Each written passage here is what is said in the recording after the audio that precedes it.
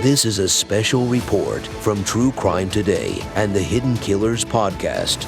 Is the Long Island serial killer in custody? That is the question we are asking at this hour, as an arrest has been made over the Gilgo Beach murders on Long Island. The enigma began with a series of baffling disappearances, leading to grisly discoveries that shocked the nation. Today, in a press conference, we learned the details of the man that they suspect to be the Long Island serial killer, Rex Heuermann. Let's go to the press conference that took place just moments ago with the Suffolk County District Attorney's Office. Good afternoon, ladies and gentlemen, and thank you all for coming. I'm standing here with my law enforcement partners in the Gilgo Task Force to announce the indictment of defendant Rex Andrew Heuermann, 59 years of age.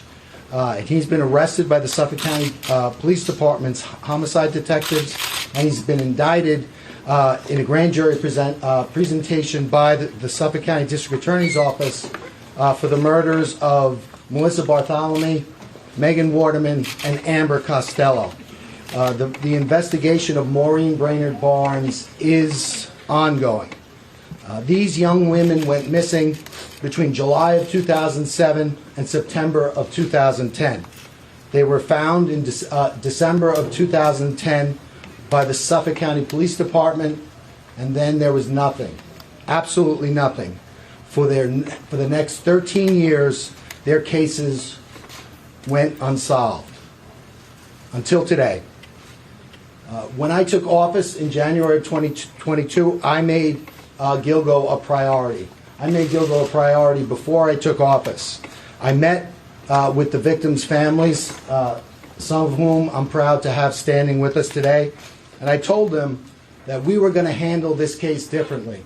We were going to do it differently, and that when I showed up, you weren't going to see me calling the media and being on Gilgo Beach with a giant magnifying lens looking for clues 12 years after the case. What I was going to do was I was going to work with my task force. We were going to form a task force. We were going to work with the Suffolk County Police Department. We were going to work with the Suffolk County Sheriff's Office. We were going to work with the New York State Police. We were going to work with our FBI. And we were going to form this task force, and we were going to work together, and we were going to use the grand jury, the power of the grand jury, to reach a determination in this case. Because the grand jury has two things. It has power, it has reach. You could obtain documents, you could interview witnesses.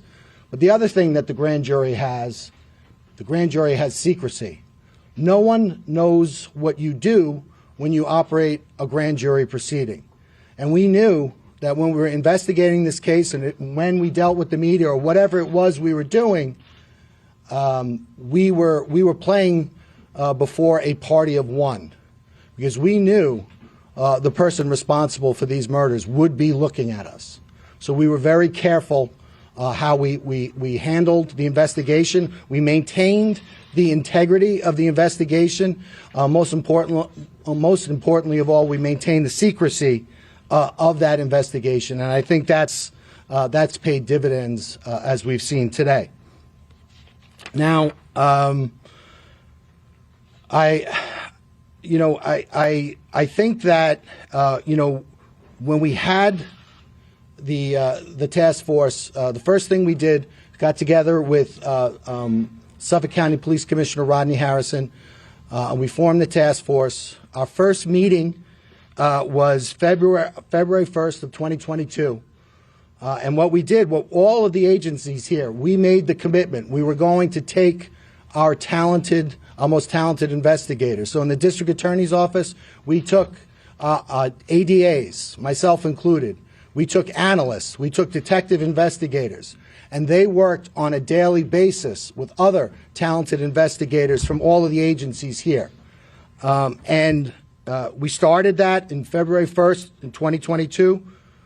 6 weeks later, on March 14th, 2022, the name Rex Heuermann was first mentioned as a suspect in the Gilgo case.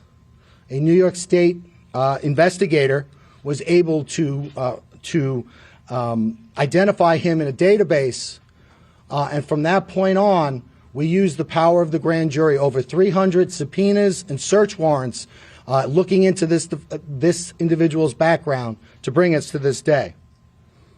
So I'm proud. I know that this case is over, but I'm proud of what we've accomplished up to this point. I know we have more to accomplish, but I'm also thankful for the partnership of the task force, because certainly without the participation of the task force, we wouldn't be standing here. Before I thank some folks and turn it over to our partners, I just want to talk a little bit about the evidence in the case. I know a lot of people know about the case. As I indicated, the victims went missing between July of 2010 and July of 2007 and September of 2010. And in December of 2010, they were their bodies were recovered. They were buried in a similar fashion, in a similar location, in a similar way. All the women were petite. They were they all did the same thing for a living. They all advertised the same way, and there were similarities with regard to the crime scenes. All the women were bound at the head, at the midsection, or at the chest, and later at the legs. The other thing I think that that's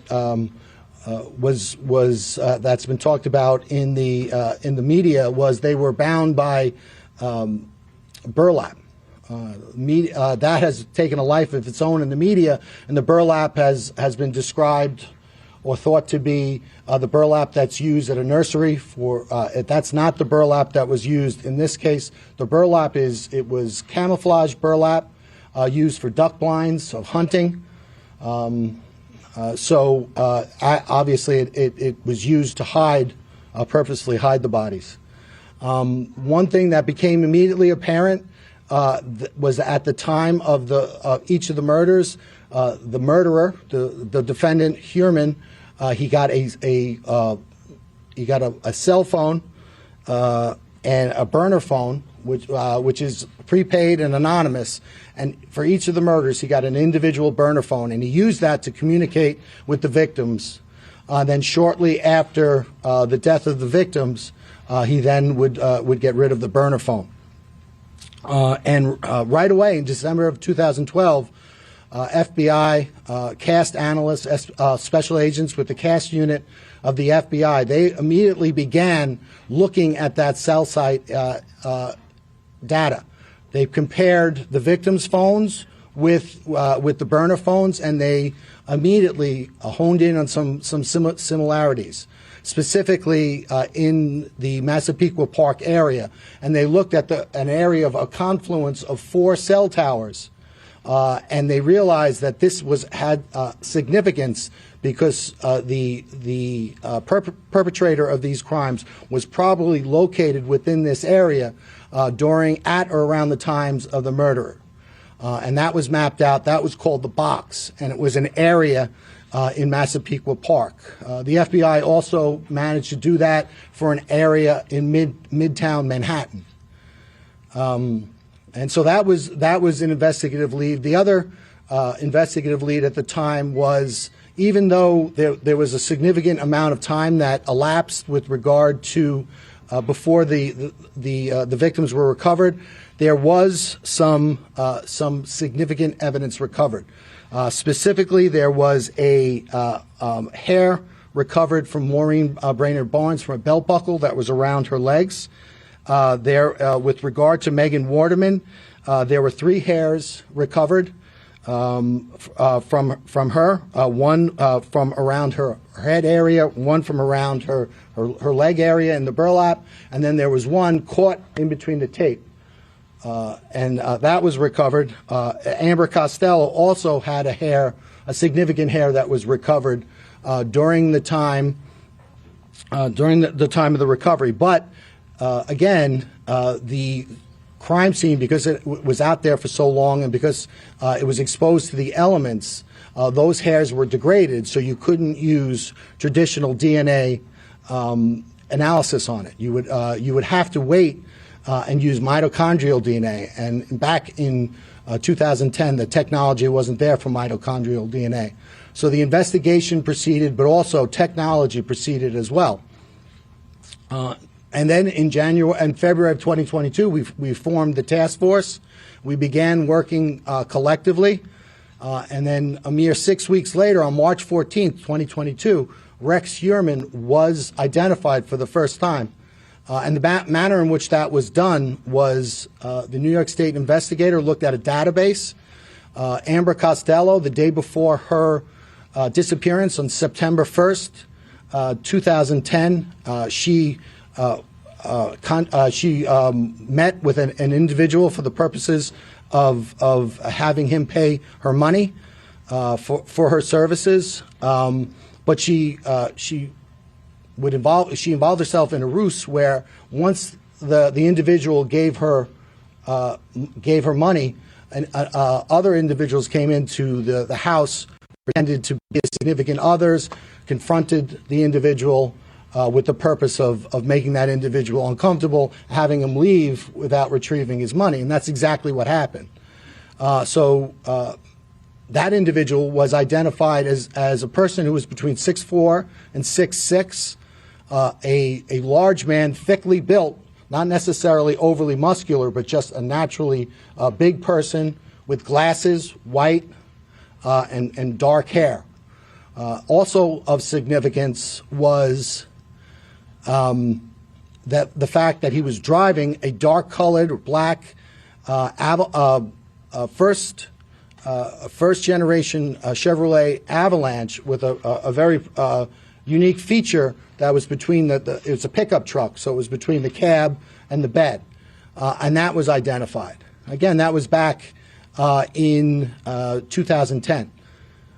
But it wasn't until March of 2022 that database was searched by the task force, and this individual was identified. That individual was Rex Heuermann, the defendant. And right away there were some commonalities that came right to the fore. Rex Heuermann, 6'4", largely a large person, not necessarily muscular, but a very physically large person. He has glasses. He has the dark hair, and also of particular note, he owned at the time that first generation Chevy Avalanche. But there was more. He lived at 105 First Avenue, which was located within that box area that the FBI first discovered in 2012. But there was more. Also, he worked at the time at an architect, he owned his own architectural firm at an address at 19 West 36th Street in Midtown Manhattan. And that was also the area of interest that was identified by the FBI in 2012. Again, that was March 14th, 2022. And from that point on, our partners and my office, we used the grand jury to continue to investigate, and we executed over 300 subpoenas, search warrants pertaining to this individual to find out more information. One of the things that we did is we followed him because we wanted to get an abandonment sample of his DNA, which we were able to do. We also got DNA samples, abandonment samples from his family. And then we went back and we got mitochondrial DNA testing. And with regard to, there's an aspect of New York State law that doesn't allow me to talk about DNA testing, specifically at press conferences. It's so I can't do that. However, at the arraignment and also when we filed our bail letter, we talked about the significance of that evidence. So if anyone needs to see that, but suffice to say, that evidence was significant, especially with regard to the other evidence that we had developed. But it was there was another interesting aspect. We looked at the Heuermann family travel records, and we learned that during the murders of the last three women, Barthelemy, Waterman, and Costello, that during the commission of those murders, the defendant's wife and children were out of New York State, and he was alone in the tri-state area. We also went back and looked at his cell site records, and we compared his personal cell site records with that of the 4 target phones, and we saw that there was areas of commonality. In other words, that whenever the target phones would bounce off a cell tower, if the Heuermann personal phone bounced off a tower, it was always consistent and in close proximity with the target phones. And at no time was there ever an instant where those target phones were, for instance, in New Jersey while the defendant was on Long Island. So that was completely consistent. The other thing that we looked at was we looked at his use of burner phones, and we followed, using the grand jury, using the great investigative help from our partners, we followed his use of burner phones. We were able to identify 7 separate burner phones that he used. We were able to use fictitious or fraudulent email addresses and get Google warrants, and from there we got his searches. And we learned what the defendant was searching. In a 14-month period, he had over 200 searches pertaining to the Gilgo investigation. Not only was he looking at investigative insight, he was trying to figure out how is the task force using cell phones to try to figure out what's happening. What are the developments with regard to the task force? And this really supported our decision to keep our investigative focus secret, because we knew that one person would be watching, and we didn't want to give him any insight into what we were doing, and we also didn't want him to know just how close we were getting. So we maintained the grand jury secrecy, and we maintained the integrity of our investigation. In addition to those Gilgo searches, he was compulsively searching pictures of the victims, but not only pictures of the victims, pictures of their relatives, their sisters, their children, and he was trying to locate those individuals. In addition to that, there was a lot of torture, porn, and what you would consider, depictions of women being abused, being raped, and being killed. In addition to all of that, we continued to look, and we were able to determine that Chevy Avalanche that was used during the commission of the Amber Costello crime, that Chevy Avalanche was in South Carolina. And again, with the help of our partners, we were able to seize that Chevy Avalanche pursuant to a search warrant, and we're certainly going to analyze that. In addition to that, pursuant to the arrest of the defendant last night by the Suffolk County Police Department, we obtained one of his burner phones, his last burner phones. As I said, this case is not over, it's only beginning. We're continuing to execute search warrants, and we anticipate getting more evidence.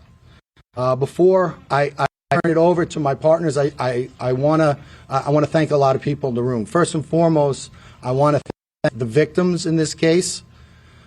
You know, it's always inspiring as a prosecutor when you get to meet the victims.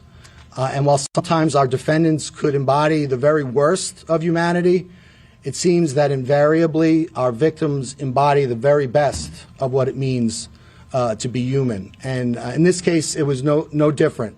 I've gotten to know the families, and I'm inspired by them, and I'm impressed by their patience and by their dogged persistence in not only supporting their lost sisters or mother or daughter, but also really, really standing for victims everywhere. So I want to thank them all so much, and I want to let them know that we're going to continue to work this case. The next thing I want to do, I just want to thank our partners. I want to thank Suffolk County Police Commissioner Rodney Harrison.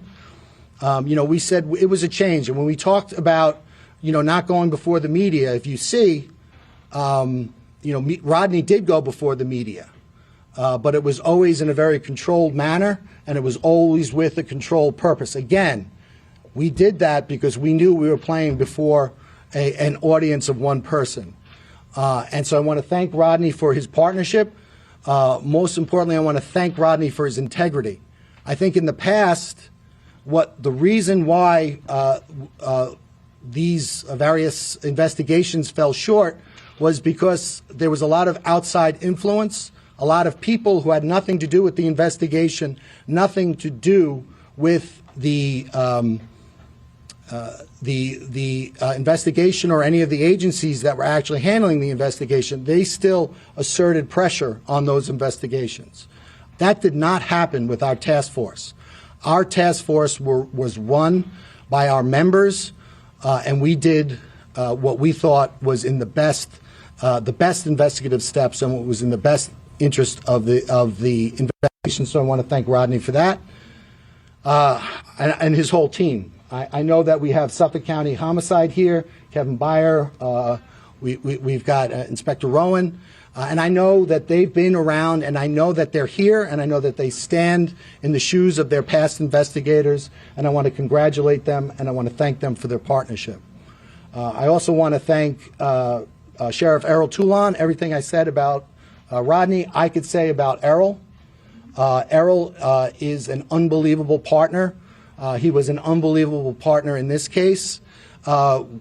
During the pendency of this case, and one of the reasons why we had to take this case down was we learned that the defendant was using these alternate identities and these alternate instruments to continue to patronize sex workers, which of course made us very nervous. But with the help of the sheriff and his database and his analysts, we were able to continually stay one step ahead of the defendant. So thank you, Sheriff Toulon.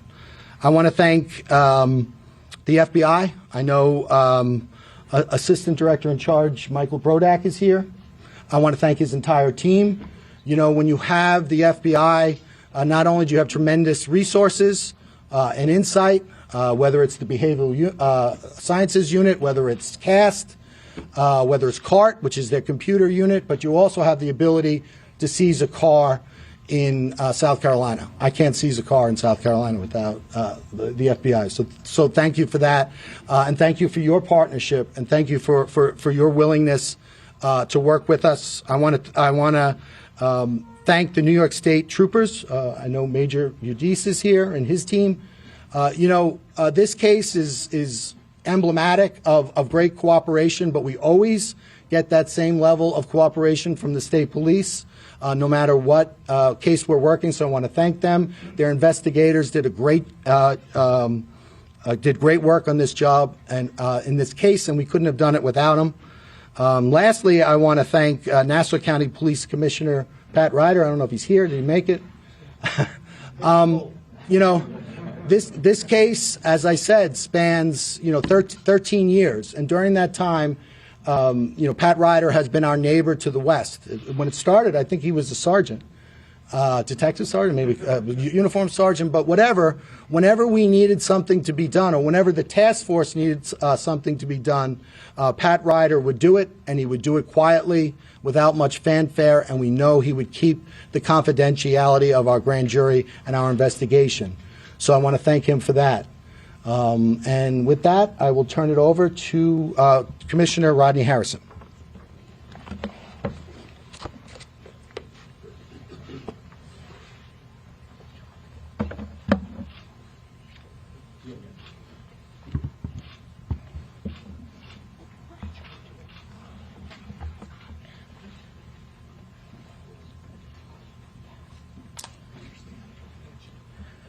Good afternoon. Today is a good day. And before I acknowledge the individuals that had a role in getting to this place, I would first and foremost like to offer my deepest condolences to the family members. To the family members of Amber Costello, Melissa Barthelemy, Megan Waterman. I can only imagine what you had to endure over the last decade regarding knowing that your killer was still loose. God bless you.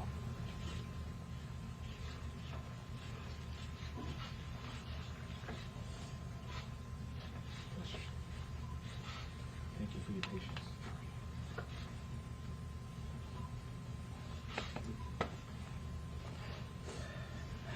So I've had the privilege of being the police commissioner nearly about 2 years now, and I have had that investigative experience in the NYPD as a detective, as the chief of detectives, and when I was going through the process of being the police commissioner, my engagement with the county executive was I was very familiar with this unfortunate homicides. And I wanted to let it be known that this was going to be our number one priority. But I also want to make this very clear, that this arrest was made by the investigators assigned to the task force. I announced during a press conference 18 months ago about a new team effort that was going to investigate the homicide, and that was going to consist of people from Ray Tierney's office, from Mike Broddock, FBI. Mike, thank you so much. State Police, Steve, appreciate your support. Dr. Earl Toulon, Jr., thank you, sir. As well as the investigators from the homicide detectives in Suffolk County. Gentlemen, thank you for all you've done working together with us, making sure we are here today. I also want to thank my partner, Pat Ryder. Pat, good seeing you, man. And former NYPD Police Commissioner, Keyshawn Sewell, for providing resources to assist in the investigation that brought us here today. So, one of my first acts was to survey the scene.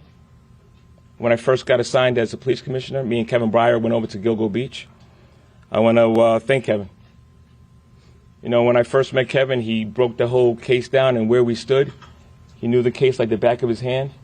He worked tirelessly in this case. Kev was in charge of overseeing the task force since its creation, and you did a phenomenal job, Kev. Thank you.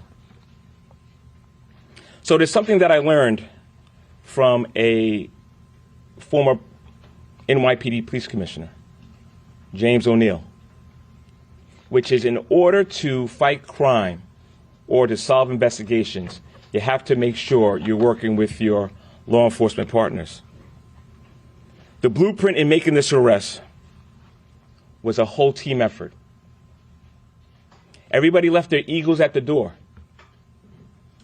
and made sure that they brought the knowledge and the resources to this investigation. Fresh eyes on this case and the resiliency of our investigators allowed us to identify Rex Heuermann. Ladies and gentlemen, Rex Heuermann is a demon that walks among us, a predator that ruined families. And if not for the members of this task force, he would still be out in the streets today. However, even with this arrest, we're not done. There's more work to do in this investigation regarding the other victims of the Gilgo Beach bodies that were discovered. I'm going to encourage anybody that still has information, call our Crime Stoppers hotline, 1-800-220-TIPS. I want to recognize and thank my chief of detectives, John. thank you for your great work. Deputy Police Commissioner Anthony Carter, both of you who provided update information regarding the case and let it be known if there was any resources that they needed that you brought it to my attention. Since the discovery of the first victim, there's been a lot of scrutiny and criticism regarding how this investigation was handled. I will tell you this, the investigators were never discouraged. They continued and uncovered evidence and followed leads.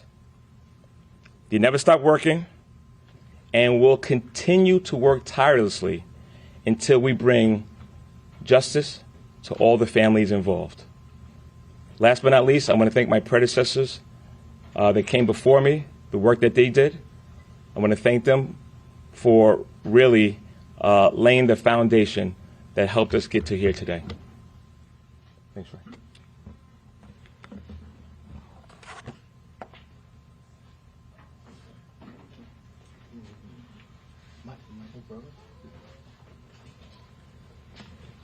Good afternoon. My name is Michael Brodak. I'm the FBI Special Agent in charge of the New York office's Criminal Division. The FBI expended its full set of resources in support of our local and state partners to advance this investigation. The charges show that we can overcome the most difficult challenges when federal, state, and local law enforcement work together under one task force.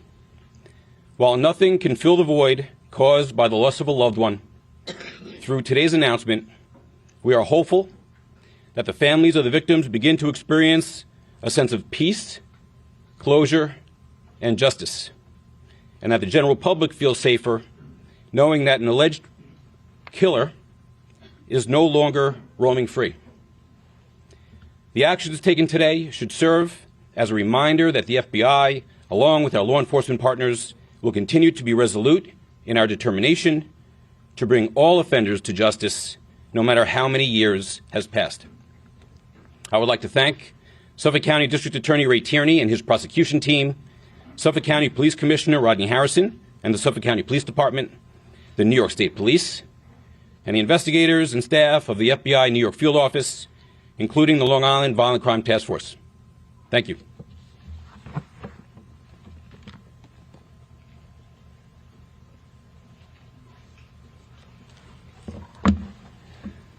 Good afternoon. My name is Dr. Errol D. Toulon Jr., and I'm the Sheriff of Suffolk County. I would profoundly like to thank the District Attorney and the Police Commissioner for including me not only here today, but for including the Suffolk County Sheriff's Office and recognizing the importance of jail intelligence.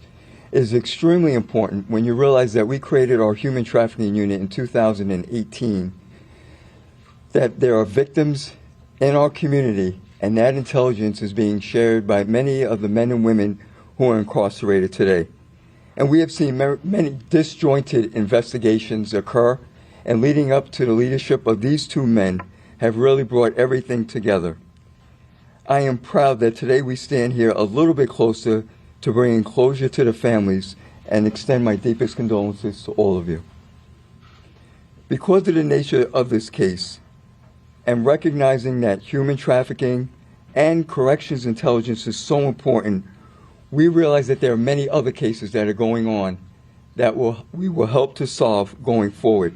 So I thank my intelligence staff and team that are here today for their diligence and their work.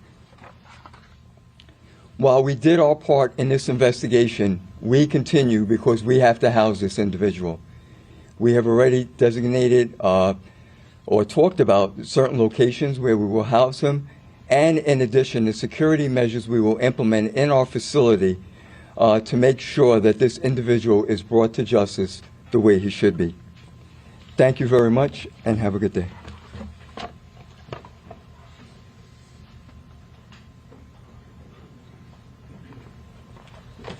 Good afternoon. I'm Colonel Richard Allen, the field commander with the State Police, and I want to start by expressing my sincere condolences to the family members that are here today. Although losing a loved one, you can never completely get rid of that pain, but hopefully these steps that are taken here today are a step in the right direction for you to start in the healing process or work through the healing process. I want to thank the members of the task force, all the agencies you see behind me. When we were approached in 2022 to be part of this task force, we were fully engaged. Glad to be part of this. We assigned investigators on a full-time basis.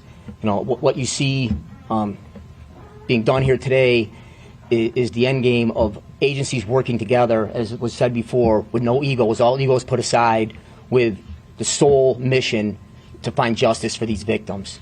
You know, here in Troop L, Major Stephen Udis oversees the operations down here. He has been intricately involved in this task force since we became partners with it, and I'm going to ask him to come up and say a few words or expand upon this a little bit of our role in the task force.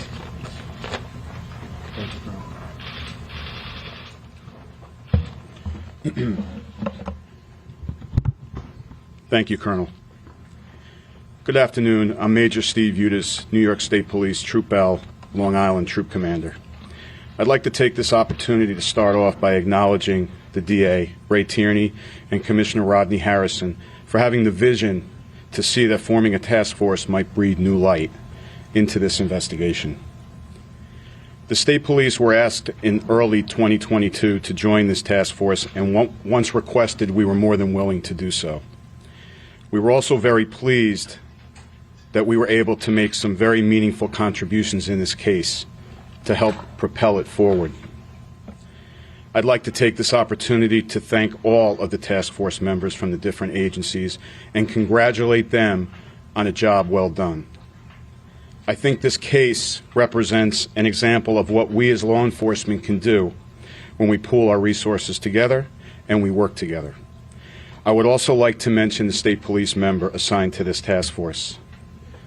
You were provided with a mission, and that mission was to participate in this task force, put everything else that you were doing aside, place 100% of your attention on this case, and help push this case forward. You more than accomplished that mission. I congratulate you on a job well done, and I commend you for your outstanding work. To the families, I'd like to say that on behalf of myself and the New York State Police, we offer you our deepest condolences. We recognize that these crimes may have happened years ago, but that pain continues. Our hope is that this development today provides you with some relief and some comfort, knowing that the person responsible for your loved one's death is now being held accountable, and he's no longer a threat to anyone else in society. I want you to know, additionally, that the state police is not done here. We are remaining committed and will continue to support the Suffolk County District Attorney's Office, the Suffolk County Police Department, and this task force as we move into the next phase of this process. That's the prosecution. I would also like to say something to everyone watching this with us today. There's been a lot of discussion here today about charges, about the suspect, about what happened, but I would also like everybody to take the time to join with me and keep the families of the victims and the victims themselves in your thoughts and in your prayers.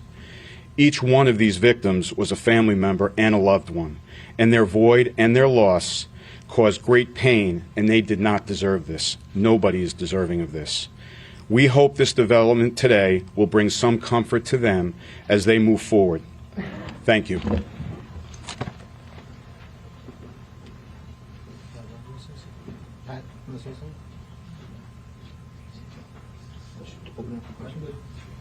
Does anybody have any questions?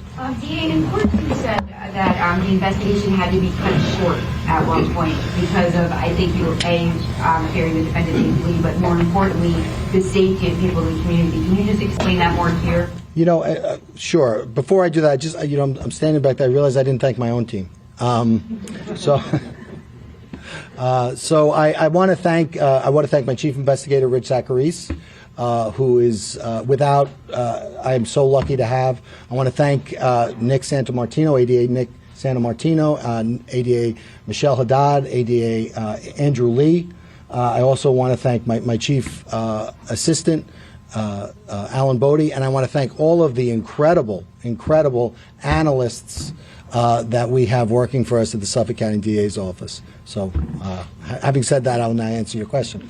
I think that there was a tension in the task force, and it was a good tension because, there's a tension between getting the evidence necessary to charge somebody, but also keeping the public safe, and that's the tension that we always deal with. So as we were working forward, we had Suffolk County PD, we had the FBI surveilling the defendant. Obviously, that can't be all the time, but we were reasonably assured with that. But this individual was a person that continued to patronize sex workers at all hours of the night. He continued to use fictitious email addresses, fictitious identities, burner phones.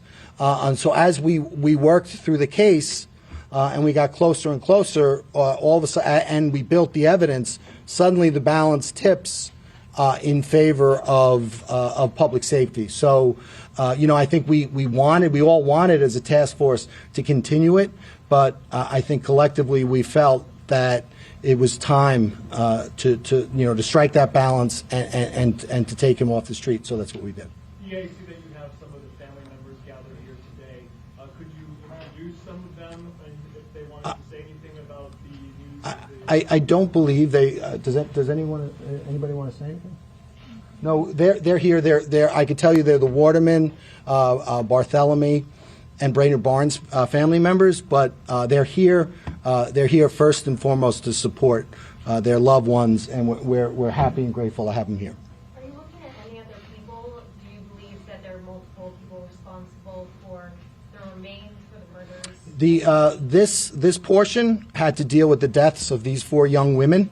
And that's what we focused on. That was what the grand jury investigation was focused on. I talked about the commonalities, and the commonalities, all of those commonalities that we talked to were unique to these 4 separate cases.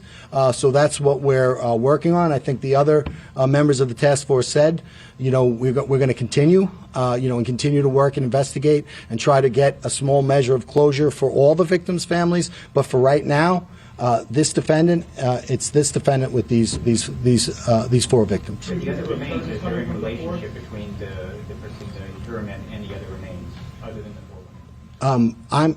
I'm here to talk about what we did with regard to these 4 victims, and as I opened my address by talking about the need to maintain investigative secrecy. So we are going to maintain that investigative secrecy, and when I talk about other individuals and other cases, it will be after they have handcuffs on.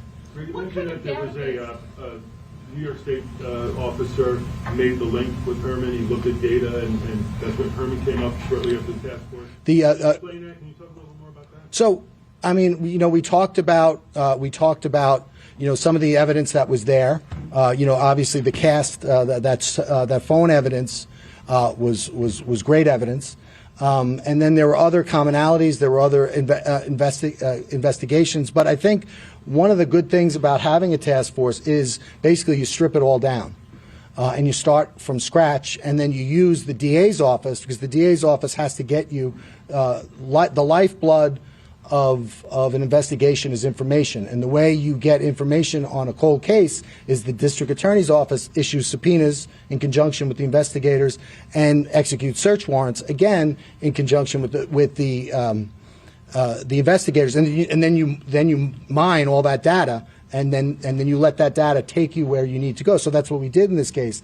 And 6 weeks in, the break in the case, a significant break in the case, was the avalanche and the fact that this guy, he was described by witnesses as an ogre. He matched the description of the ogre and where he lived. Was the avalanche the link there? Was that what jumped out? Well, I mean, it was a lot of things, right? It was his physical size. It was his where he lived, where he worked. the fact that his family members were out of the country at the time of the commission of the 3 murders, the fact that he now then you start looking into him and then you start getting burner phones. Well, he has we had up to 7 burner phones. He's using these fictitious email addresses. So then you follow him and you get an abandonment sample. Then you go back to some of the old evidence. So it's, you know, there are I mean, March 14th, 2022 was a huge day for the task force, but you know, it's never one piece of evidence. Well, there's like what they'll call lawman searches, and basically what it is you run a certain make and model of a car and certain other, you know, where you live or what you do for a living, and then you get data, and then you mine that data for something that would match with your case. And you do that. You don't do that just, you know, you do that 100 times, you know, until it hits, until you get the right data points. Did the suspect say anything when he was arrested? Was he surprised? Did he admit to the murders? So we can't talk about ethically in New York. We can't talk about any statements the defendant made, but he made. We're not turning over any statements. Surprised? I would say he was, yes. You mentioned a unique feature that helped you track down the avalanche. Yeah. So in between the bed and the cab, there's like a little triangular ornament almost, and it's unique in the way it's configured. It's unique to the avalanche. It was unique to the avalanche at that time, and that was something that was pointed out by witnesses. Might there be other victims? What? Well, you know, the investigation is continuing, and I would never say never. And we're going to continue to look at, again, now this is a watershed event in this case. And so we've now are going out and we're executing more search warrants. We'll get more information, more data, and, you know, together we'll look at that and see where it leads. Can you share how the other victims' families are feeling today? I'm sorry? Did you speak to the other victims' families? Did they tell you how they're feeling today? Which so this investigation had to do with these 4 victims. So we've been in touch with the 4 victims through the grand jury process. With regard to victims in general and other victims, you know, who lost people in the vicinity of that area, you know, we speak to our victims all the time, but those are conversations that we keep between ourselves. The grand jury light is one victim that has not been linked to the charges to this suspect. So you know, so first off, Maureen Brainard-Barnes. The other 3, one went missing in 2009. I believe the others in 2010. She was in 2007, so it was a little bit more remote in time. We are working through evidence. A lot of that evidence has to do with forensic evidence and analyses that are not completed. But once those analyses are completed, we feel good about the case, and we're going to just continue to let that process go. And again, I think the initial plan was to allow the grand jury investigation to go a little further, but at a certain time, again, the task force felt, you know, we need to for reasons having nothing to do with the evidence in the case, we need to take it down. Can you just sum up this defendant? You've seen a lot. Can you just sum up this defendant and what he is accused of? You know, he's, you know, it's as a prosecutor and as investigators, you know, he is charged with a crime. There are certain elements in which we need to prove that crime. We are going to prove those elements. We're going to work hard. We're going to convict him, and we're going to hold him responsible for what he did. And whether, you know, what I think of him personally, whether I like him, whether I don't like him, it doesn't matter. We are going to hold him responsible for what he did in this case. When was the grand jury impaneled, and is it concluded? The grand jury is it's secret. And we're going to keep it secret, but we have an investigation, and it is continuing. There was a belt that was presented publicly by the Suffolk County Police Department a few years ago with initials on it. I think one of the initials appears to be MW, MH or WH or something along those lines. Obviously, this guy's got an H in his name. Sure does. Can you talk about that? I mean, he has an H in his name. He has, so it's, what was it, HM? Or WH? Yeah, so he's got an H in his name, and other relatives in his family have a W in their name. What that means, I don't know. And can you talk about alleged why? Alleged motive? Why? I think that when you look at his internet searches, I think that provides a little insight into his state of mind. And again, we don't have to prove motive. We have to prove the elements, and that's what we're going to do. You said that he was continuing to neutralize sex workers until recently. How did you guys feel comfortable ensuring that you weren't putting these women at risk? Well, you said women. With regard to the sex workers, what we did was we had him under surveillance. We had other means of monitoring him, and again, it's a process, and that process is you have to balance the ability to find enough evidence to charge him and hold him responsible with the balance of keeping the public safe, and it's not easy. And we decided at a certain point in time that that we needed to take him down because we didn't feel comfortable with it. So that's what we did. Did the frequency of his searches or the type of his searches increase to cause you alarm? I don't think it was so much. I don't think it was so much the searches. I think that the conduct of the defendant was very consistent. I think, but the quality of our evidence was increasing by the day, by the moment, due to the great work of our task force partners. So at a certain point in time, we're like, okay, we can do this. Was there a murder weapon, or was this all by physical force?